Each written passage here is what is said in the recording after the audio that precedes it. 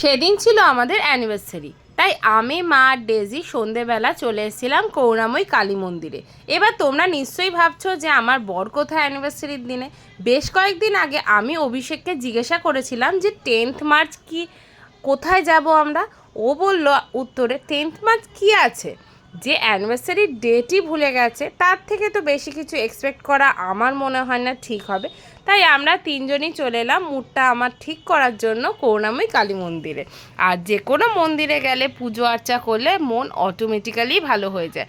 আর জানো তো, ছোটোবেলা আমিও এরকম মন্দিরে আসতাম, আর এই যে শিব ঠাকুরের মন্দিরগুলো আছে এগুলো এরকমই ডেজির মতো ঘুরে বেড়াতাম।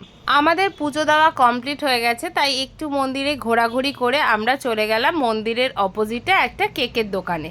টুকিটাকি খাওয়া দাওয়া করে আমরা বাড়ি চলে এলাম। আর বাড়ি এসে আমি তো অবাক, আমার বর আমাকে সারপ্রাইজ দেওয়ার জন্য কেক নিয়ে হাজির।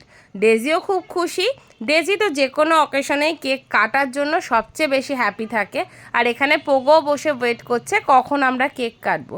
তাই বেশি সময় নষ্ট না করে আমরা তিনজনে কেক কাটিং করে নিলাম। এটা ছিল আমাদের 9th ইয়ার অ্যানিভার্সারি।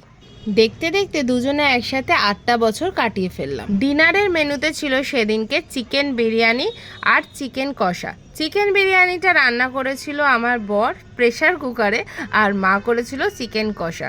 তো এই তো চিকেন বিরিয়ানি, চিকেন কষা আর স্যালাড। তো এই তো এভাবেই আজকে দিনটা কাটালাম। আই হোপ আমার এই সিম্পল মিনি ব্লগটা তোমাদের ভালো লেগেছে। ভালো লাগলে ফলো করো। এখনকার মতো টাটা।